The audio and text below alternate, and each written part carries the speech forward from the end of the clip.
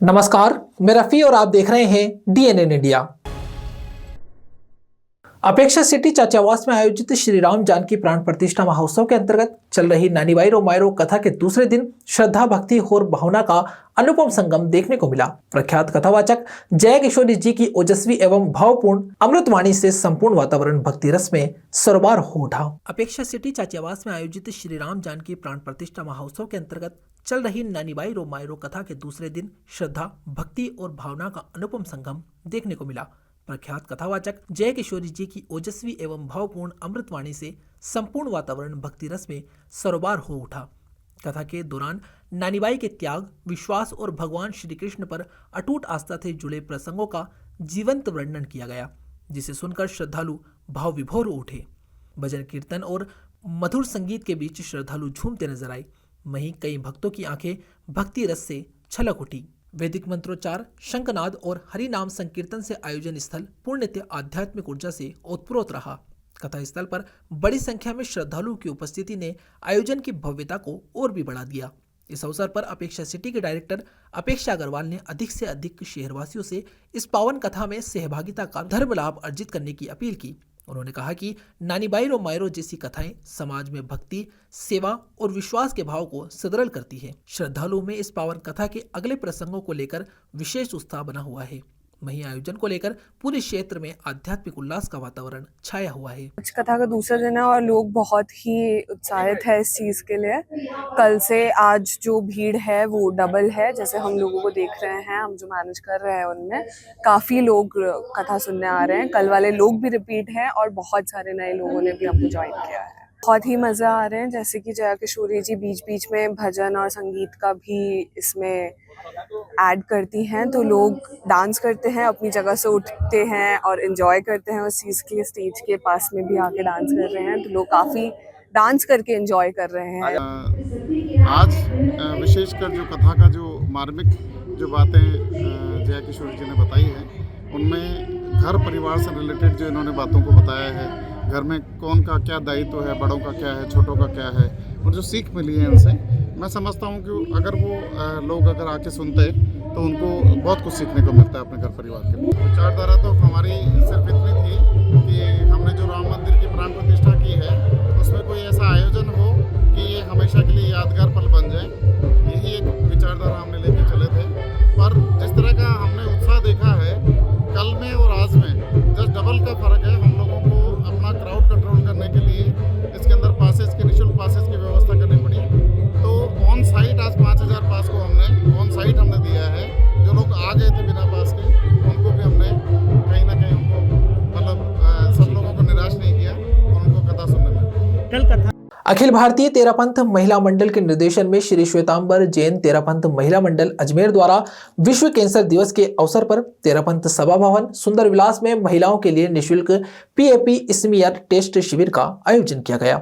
इस शिविर का उद्देश्य महिलाओं में सर्वाइकल कैंसर के प्रति जागरूकता बढ़ाना एवं समय रहते जांच को प्रोत्साहित करना है। अखिल भारतीय तेरापंथ महिला मंडल के निर्देशन में श्री श्वेतांबर जैन तेरापंथ महिला मंडल अजमेर द्वारा विश्व कैंसर दिवस के अवसर पर तेरापंथ सभा भवन सुंदर विलास में महिलाओं के लिए निःशुल्क पीएपी स्मीयर टेस्ट शिविर का आयोजन किया गया। इस शिविर का उद्देश्य महिलाओं में सर्वाइकल कैंसर के प्रति जागरूकता बढ़ाना एवं समय रहते जांच को प्रोत्साहित करना रहा। शिविर से पूर्व एक जानकारीपूर्ण सेमिनार आयोजित किया गया, जिसमें कैंप संयोजक डॉक्टर पूनम डांगा ने सरल शब्दों में बताया कि किस प्रकार एक सामान्य सेल धीरे धीरे कैंसर सेल में परिवर्तित होता है और इसमें लगभग 10 से 15 वर्ष का समय लगता है। उन्होंने बताया कि यदि महिलाएं नियमित जांच करवाती है तो कैंसर का समय रहते पता लगाकर उपचार संभव है। कार्यक्रम की मुख्य अतिथि के रूप में डॉक्टर रिद्धिमा शास्त्री, निदेशक आर्यभट्ट ग्रुप एवं Adinath cancer medicity unit of BR Shastri super speciality hospital उपस्थित रहीं। उनका स्वागत महिला मंडल अध्यक्ष रेखा मेहता, कोषाध्यक्ष सीमा मेहनोत, वरिष्ठ श्राविका रूप कंवर छाजेड़ एवं कमला सामरा द्वारा माला पहनाकर एवं साहित्य भेंट कर किया गया। अपने संबोधन में डॉक्टर शास्त्री ने पैप स्मीयर जांच के लाभ बताते हुए कहा कि स्वस्थ महिला ही स्वस्थ परिवार की नींव होती है। उन्होंने महिलाओं को स्वयं के स्वास्थ्य के प्रति सजग रहने की प्रेरणा देते हुए कहा कि इलाज से बेहतर रोकथाम है, अतः सभी महिलाओं को समय समय पर जांच अवश्य करवानी चाहिए। कार्यक्रम का कुशल मंच संचालन महिला मंडल की मंत्री भावना पीपलिया ने किया। उन्होंने आदिनाथ कैंसर मेडिसिटी की पूरी टीम का महिलाओं की निःशुल्क जांच करने हेतु हार्दिक आभार व्यक्त किया। इस अवसर पर महिला मंडल की अनेक सदस्याएं एवं गणमान्य महिलाएं उपस्थित रही।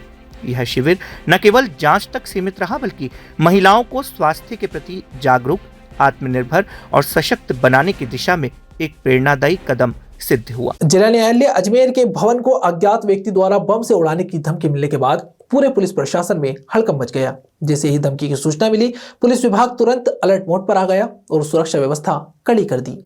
जिला न्यायालय अजमेर के नए भवन को अज्ञात व्यक्ति द्वारा बम से उड़ाने की धमकी मिलने के बाद पूरे पुलिस प्रशासन में हड़कंप मच गया।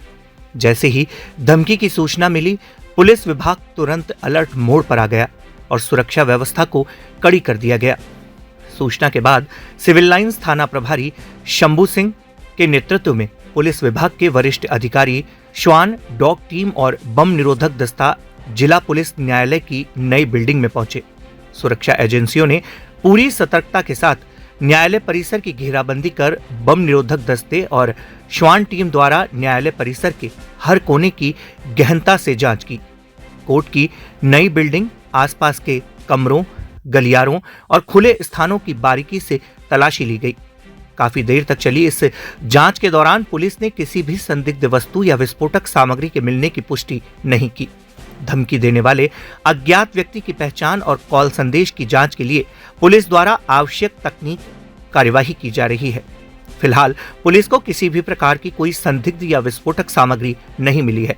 इसके बाद सुरक्षा के मद्देनजर पुलिस प्रशासन पूरी तरह सतर्क है। इधर जिला न्यायालय परिसर में वकीलों द्वारा चलाया जा रहा आंदोलन आज चौथे दिन भी जारी रहा। के जरिए मेल जो है ये सूचना प्राप्त हुई थी कि कोर्ट परिसर में किसी प्रकार की कोई ऐसी वस्तु लगाई गई है जिसमें विस्फोटक सामग्री वगैरह हो सकता है।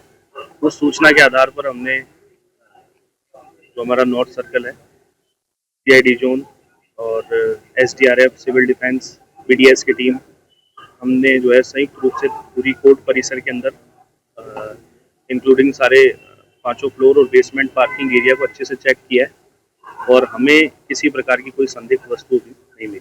सर, क्या एग्जैक्टली क्या धमकी दी गई थी? क्या मेल यही था। मेल के अंदर जो है ओरिजिन तो इस मेल का भी हम तहकीकात करके पता करेंगे कहाँ से आया क्या है। बाकी इसमें ये था कि कोर्ट परिसर के अंदर कोई विस्फोटक सामग्री होने के संबंध में उस मेल में चीजें लिखी हुई थी।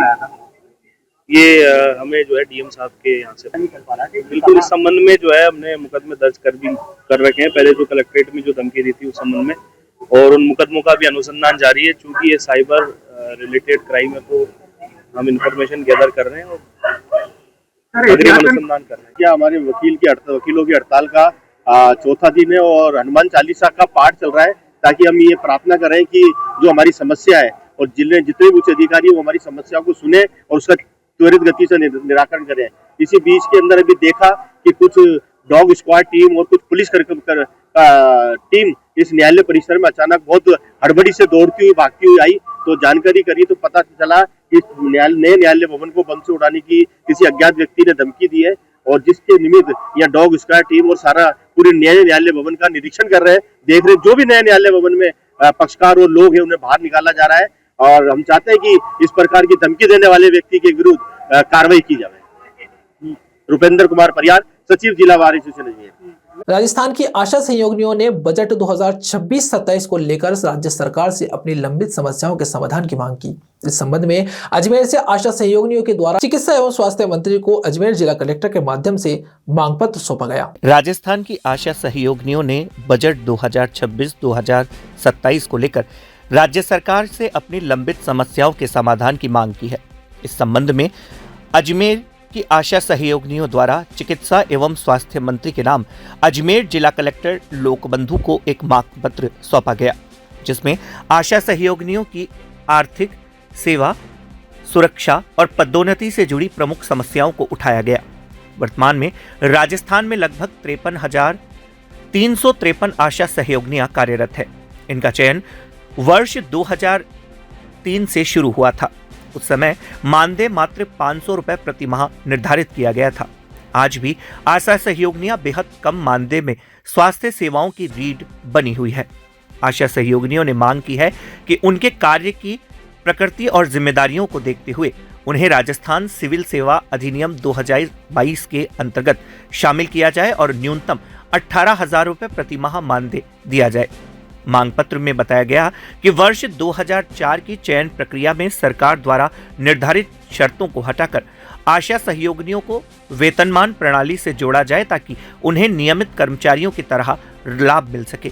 मांग पत्र में बताया गया कि आशा सहयोगिनियां वर्ष 2004 से लगातार सेवाएं दे रही है, जिन्हें अब तक 22 वर्ष पूर्ण हो चुके हैं। इसके बावजूद उन्हें सेवानिवृत्ति के बाद कोई सुनिश्चित लाभ नहीं मिलता। इसके लिए सरकार से सेवानिवृत्ति राशि योजना लागू करने की मांग की गई है ताकि उन्हें बुढ़ापे में आर्थिक सुरक्षा मिल सके। आशाओं की जो न्यूनतम मजदूरी मान लो जो आशा को इतने कम बजट में लगाया गया, आज उसका घर परिवार चलाना इतना महंगाई के जमाने में बहुत मुश्किल हो रहा है। एक हमें कहते हैं कि भाई स्वैच्छिक मानदेय कर्मी है, तो हम स्वैच्छिक मानदेय कर्मी के अलावा हम पे काम थोपे जा रहे हैं। टीबी कोरोना जैसी महामारी के अंदर आशाओं ने इतना अच्छा काम किया, लेकिन उसका सम्मान कहीं भी नहीं है, सम्मानजनक मानदेय नहीं है हमारा। तो कम से कम हमारे न्यूनतम मजदूरी आज इस महंगाई के जमाने को देखते हुए होनी चाहिए। और काम करने के लिए हमें अच्छी सुविधा, काम करने के लिए हमें जो ऑनलाइन काम करवाया जाता है उसमें हर आशा पर मतलब ग्रेजुएट नहीं है, उतनी पढ़ी लिखी नहीं है, तो उसको या तो आसानी से बनाया जाए या फिर उसके लिए अच्छी तकनीकी सुविधा प्रदान की जाए। अच्छी तरह की क्वालिटी के मोबाइल हमें उपलब्ध करवाया जाए ताकि हम अपना काम आसानी से कर सकें।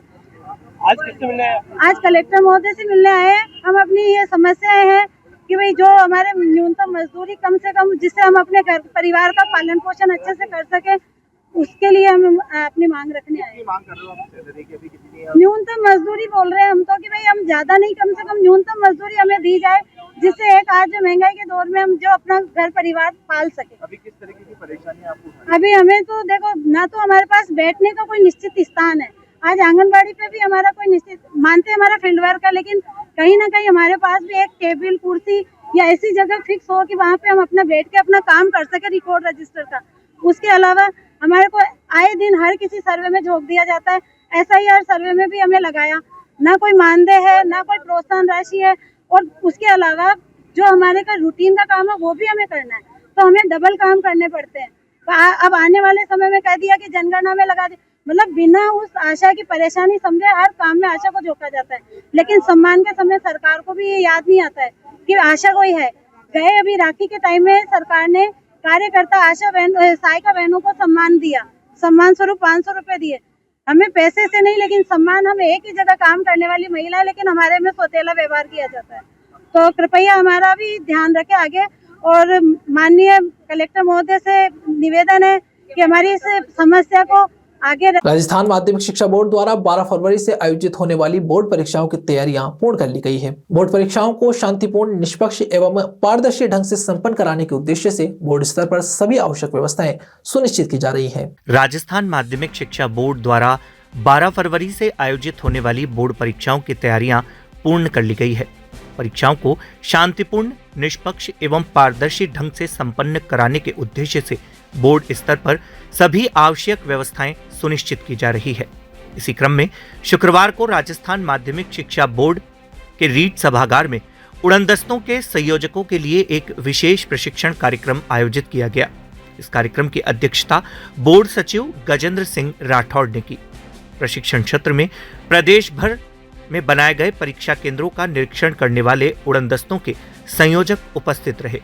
प्रशिक्षण के दौरान बोर्ड सचिव द्वारा उड़नदस्तों को यह बताया गया कि किस परीक्षा केंद्र का किस प्रकार और किस समय निरीक्षण किया जाना है। साथ ही यह भी स्पष्ट किया गया कि परीक्षण के दौरान किन किन बिंदुओं पर विशेष ध्यान देना आवश्यक होगा। निरीक्षण के बाद समयबद्ध एवं तथ्यात्मक रिपोर्ट प्रस्तुत करने के निर्देश भी दिए गए ताकि किसी भी प्रकार की अनियमितता पर तुरंत कार्यवाही की जा सके।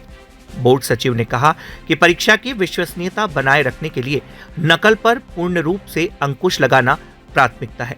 दस्तों को परीक्षा केंद्रों पर सतर्क रहकर निगरानी करने, संदिग्ध गतिविधियों पर तुरंत कार्यवाही करने तथा आवश्यकता होने पर केंद्राधीक्षक से समन्वय स्थापित करने के निर्देश दिए गए। आज बोर्ड के द्वारा नियुक्त विशेष उड़न दस्ते 56 है संख्या में की ट्रेनिंग रखी है, अमुखीकरण किया गया। सभी जिलों से विशेष उड़न दस्तों के संयोजकों को बुलाया गया था। सारी जानकारी ने उपलब्ध कराई किस प्रकार से निरीक्षण करना और क्या रिपोर्टिंग कैसे करनी, किस टाइम पे करनी, क्या क्या देखना है, ये सब जानकारी। एग्जाम 12 फरवरी से क्या निर्देश इनको तो फ्लाइंग के निर्देश हैं, जांच करने के निर्देश हैं कि मौके पे जाए 4 से 5 स्कूल को चेक करेंगे, जहाँ पेपर इकट्ठे रखते हैं संग्रहण केंद्र पे वहाँ भी देख लें, थाना पुलिस चौकी को देखें जहाँ से पेपर रखे हुए हैं, जहाँ से निकलते हैं। यहाँ रुकते एक छोटे से ब्रेक के लिए, जल्द हाजिर होंगे खबरों के नए सफर के साथ। कैंसर बीमारी ही ऐसी है, चिंता तो होगी ना। लेकिन अब अपनी चिंता को बदलो विश्वास में, क्योंकि आदिनाथ कैंसर मेडिसिटी में है रेडियोथेरेपी, कीमोथेरेपी और कैंसर सर्जरी के उपचार के साथ आधुनिक सुविधाएं भी। विजिट करें आदिनाथ कैंसर मेडिसिटी एट चाची आवास अजमेर।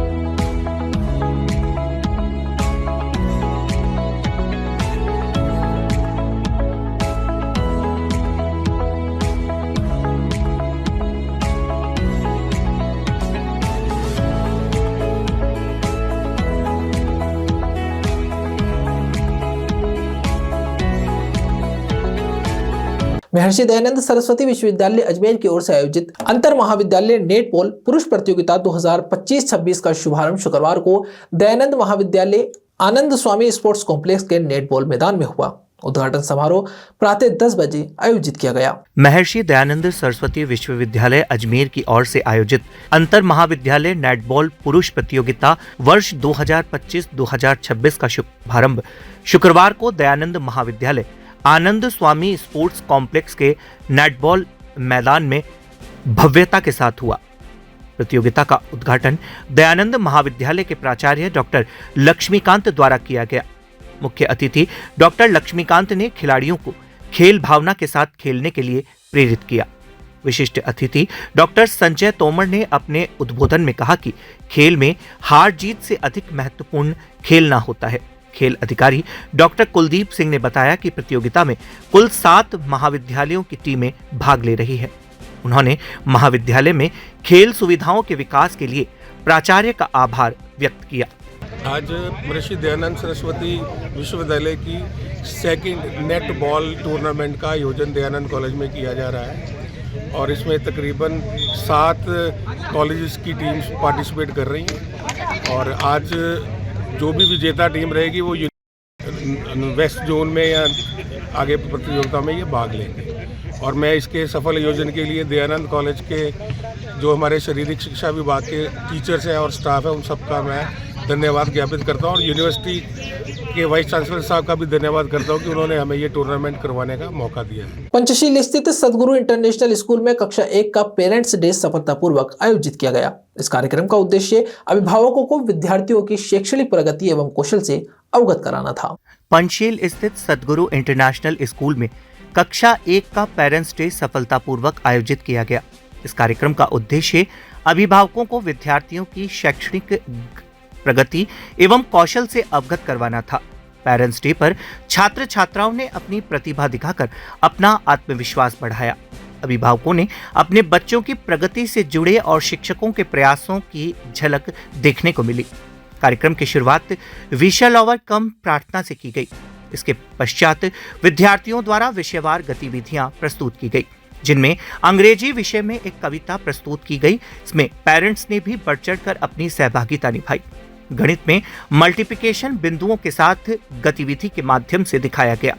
पर्यावरण विषय में प्रॉपर्टीज ऑफ वाटर में जल के विभिन्न गुणों को बताया गया।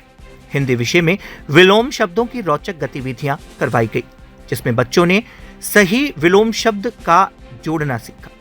कंप्यूटर में बच्चों ने चित्रों की पहचान, इनपुट और आउटपुट डिवाइस के बारे में बताया। अंत में पेरेंट्स डे एक्टिविटी के अंतर्गत ग्रेटिट्यूड कार्ड गतिविधियां आयोजित करवाई गई, जिसमें अभिभावकों और विद्यार्थियों ने मिलकर रचनात्मक कार्ड बनाए। संपूर्ण कार्यक्रम अत्यंत सफल रहा।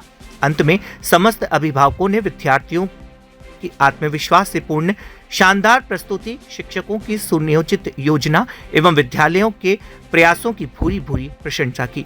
विद्यालय की ओर से सभी पधारे हुए अभिभावकों को धन्यवाद ज्ञापित किया गया।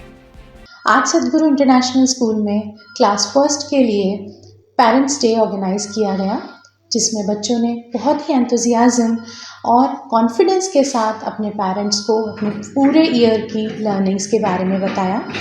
ये पेरेंट्स डे, इस इवेंट का नेम हमने अ डे एट स्कूल रखा, जिसमें पेरेंट्स आए और उन्होंने अपने बच्चों के साथ उनके क्लासरूम्स में बैठकर उस रियल एनवायरनमेंट को एंजॉय किया, उसको समझा कि किस तरीके से हम सदगुरु इंटरनेशनल स्कूल में उनके बच्चों के साथ टीचिंग कर रहे हैं, और वो अपने बच्चों को पढ़ते हुए, समझाते हुए एज अ टीचर उन्होंने उस चीज़ को एक्सपीरियंस किया।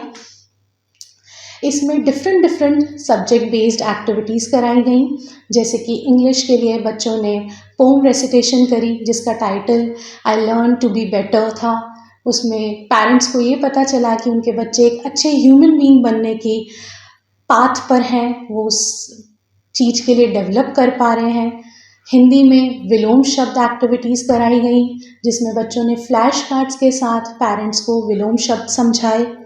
एक्टिविटी बेस्ड लर्निंग को फोकस रखते हुए सदगुरु इंटरनेशनल स्कूल में हम पेन पेपर टेस्ट की बजाय एक्टिविटी बेस्ड करिकुलम कर रहे हैं, चला रहे हैं, जिसमें बच्चे बहुत इंजॉय करते हुए स्कूल एनवायरनमेंट में आकर वहाँ पे पढ़ाई कर रहे हैं। इस इवेंट को हमने कंक्लूड करने के लिए हैप्पी डांस रखा।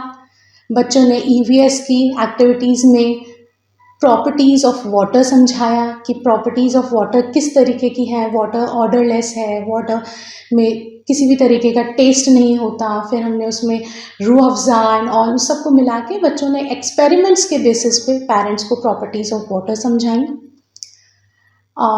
It was really a wonderful event. Parents really enjoyed. It was a memorable event for teachers, parents and students. मेरा नाम आलोक शर्मा है। मेरा बच्चा यहाँ पर स्टार्टिंग से ही इस स्कूल के अंदर है। आज यहाँ पर पेरेंट्स डे सेलिब्रेशन करवाया गया था, और जो कि बहुत ही अच्छी एक्टिविटीज़ के साथ, जिसके अंदर स्टूडेंट्स के साथ साथ पेरेंट्स को भी बहुत अच्छे से इन्वॉल्व किया।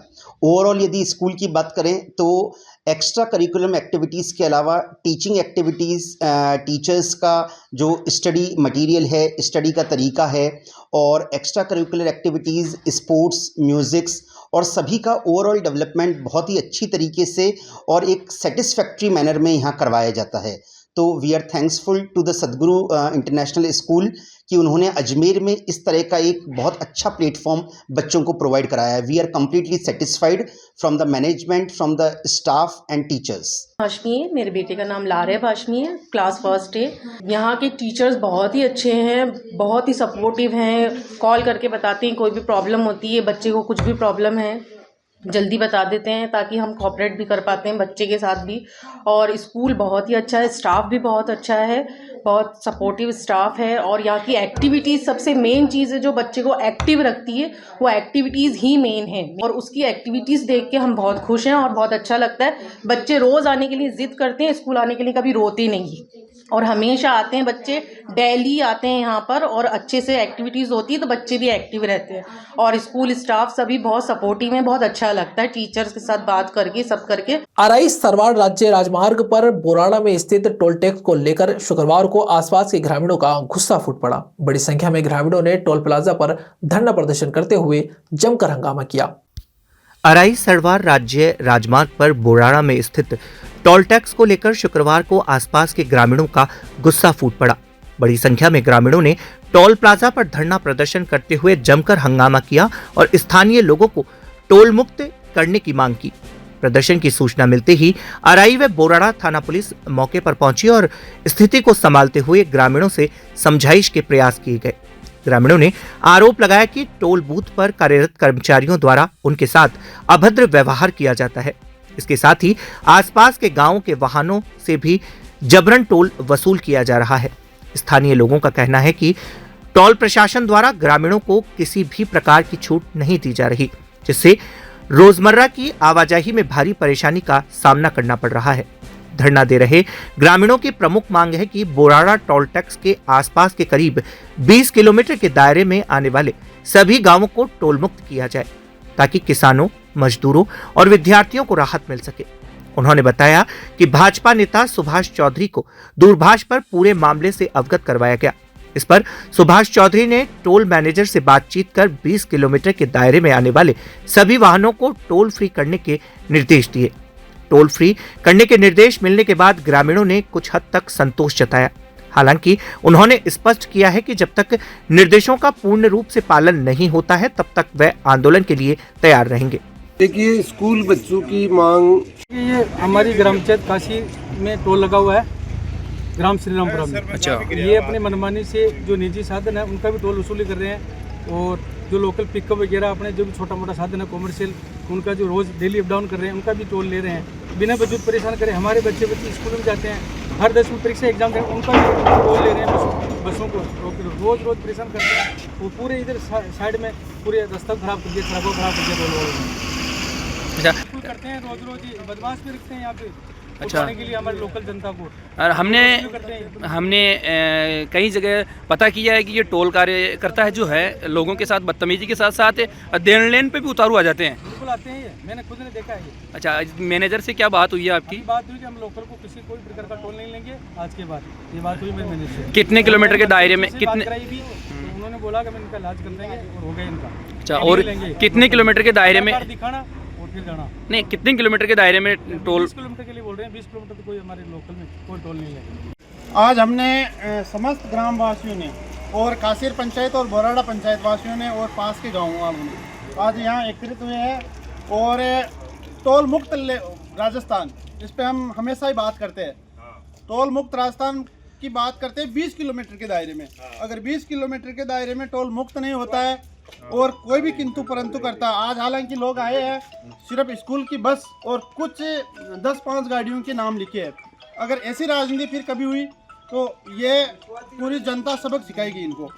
और हम ये चाहते हैं कि आसपास की ग्राम पंचायतें मुक्त हो, टोल मुक्त। और जितने भी यहाँ रिश्तेदार आते हैं, अभी शादी सीजन था तो हजारों रिश्तेदार आए, हमारे को जो कोई लेने वाला था तो पहले वो तो 100 रुपये यहाँ दे दिया, फिर उसको हम क्या दें? सही बात है। तो इस प्रकार रिश्तेदारों का भी टोल मुक्त हो। यहाँ सगाइयाँ होने कम हो गई हमारे गांव में तो विशेष तौर से। अच्छा, मेहमान आते हैं, यही रोक लेते हैं उनको, 100 रुपये लेते हैं, वापस चला जाते हैं। यार यहाँ तो सगाई उम्र पर आना पड़ेगा, इसलिए रिश्तेदारों का भी टोल बंद होना चाहिए। अच्छा, आप आज मैनेजर से बात हुई है, इस संबंध में क्या हुई है और किस प्रकार से रहा? हमने ज्ञापन दिया और पुलिस प्रशासन भी यहाँ था, और ज्ञापन में करीब 10 से 15 किलोमीटर का दायरा ही लिया है। हमने 20 किलोमीटर की बात रखी, लेकिन इन लोगों ने मना कर दिया। फिर ये किंतु परंतु करते हैं तो ये धरना वापस करेंगे और ज़बरदस्त करेंगे, और 36 कौम मिलके यहाँ लड़ेगी। जो थी वो कि हमारी बसों का टोल फ्री करना चाहिए, वो तो बिल्कुल मांग जायज़ है और ऐसा होना भी चाहिए जी। और कल स्कूल की जो एसोसिएशन है उन्होंने धरने के लिए कहा था, CPS स्कूल या आसपास की जो भी स्कूलें हैं, तो वो तो बच्चों के एक अलग भार पड़ रहा है, उसको तो ज़रूर राहत मिलनी चाहिए। इसके अलावा जो डेली बेसिस पे वाहन गुजरते हैं, जैसे किसी का पर्सनली लोकल लोग हैं, दोनों पंचायतें बोराड़ा, कासीर और आसपास की भी पंचायतें हैं 6-7, भगवानपुरा, बरोल, डबरेला, गोटियाड़ा, मनोहरपुरा, इन पंचायतों को भी रिलीफ मिलनी चाहिए। उसका कारण ये है कि यहाँ लोकल व्यक्ति आपसी रिश्तेदारी के कारण आपसी गाँव में जाना आना बना रहता है उनका। और रही बात, कुछ लोग ऐसे भी होते हैं सिर्फ रोड पर 2 किलोमीटर चलते हैं और आवाजाही उनकी ज़रूरी होती है, रिश्तेदारी में काम पड़ जाता है। बोराड़ा जो क्षेत्र है उसमें तहसील है, कॉलेज है, अदरवाइज़ गांव के कई काम भी होते हैं, निजी काम होते हैं, तो टोल से गुजरना ही पड़ेगा।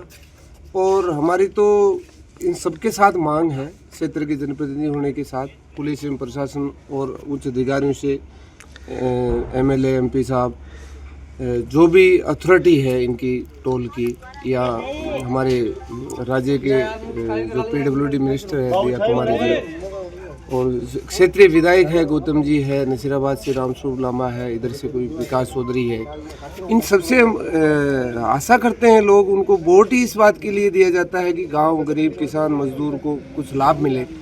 और ये टोल जो लगा है, ये टोल बिल्कुल ग्रामीण क्षेत्र में है।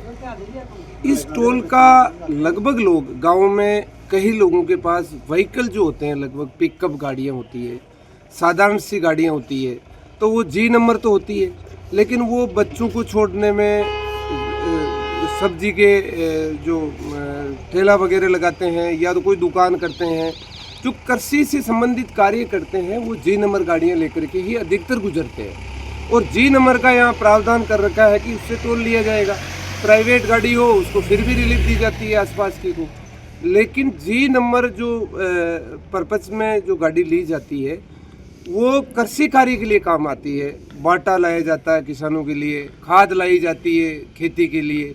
तो इन पिकअप गाड़ियों का चाहे पास बने या डेयरी में दूध सप्लाई किया जाता है, तो किसानों का ही दूध हुआ ना। और ये जो बाटा लाया जाता है वो भी पशुपालन के लिए काम में आता है, और अन्य जो खाद बीज लाया जाता है वो भी कृषि कार्य के लिए होता है। तो ट्रैक्टर की तरह जी नंबर की कुछ पिकअपें हैं एरिया की, जो हमारे डीआर क्षेत्र की है। आसपास के दोनों सरपंच भी आए थे यहाँ, काशीर का सरपंच भी था, बोरडा का सरपंच भी था, पूर्व सरपंच भी थे। तो उनसे मेरा ये आग्रह है, सरपंचों से भी, तात्कालिक समय में उनकी कमी रही कि बोरडा ग्राम पंचायत की ज़मीन भी इनको लेनी चाहिए थी। कुछ ज़मीन अगर लेते दोनों सरपंच मिलकर के ऐसा व्यवस्था बनाते तो आज 7 गाँव बोरडा के फ्री हो जाते, 4 गाँव काशीर के फ्री हो जाते, और अन्य जो गाँव है जैसे गोठियाना है, डिगारिया है, डबरेला है, भगवंतपुरा है, एडमेड़ा है, मनोरपुरा है, गुजरवाड़ा है, जीरोता है, ये पंचायतें भी संबंधित लोग आपसी रिश्तेदारी की वजह से उनको भी रिलीफ मिलती। लेकिन कुछ कमियां सरपंचों की है, कुछ कमियां प्रशासन की है, कुछ कमियां लोकल लोगों की है, उन्होंने तात्कालिक समय में ध्यान दिया नहीं। और अब तो हमारी प्रमुखता से मांग है, हम जल्दी ही एक व्यवस्था बना रहे हैं कि हम उपखंड अधिकारी महोदय के माध्यम से या जिला कलेक्टर महोदय के माध्यम से आने वाले समय में हम एक प्रस्ताव बनाकर स्टेट गवर्नमेंट को भिजवाएंगे कि ताकि ना किसानों को लाभ मिले, और इस पे लोकल जो किसान हैं उनको तो हर हाल में छूट मिले। खबरों के सफर में अभी सिर्फ इतना ही, फिर हाजिर होंगे खबरों के नए सफर के साथ। तब तक के लिए दीजिए इजाजत, नमस्कार।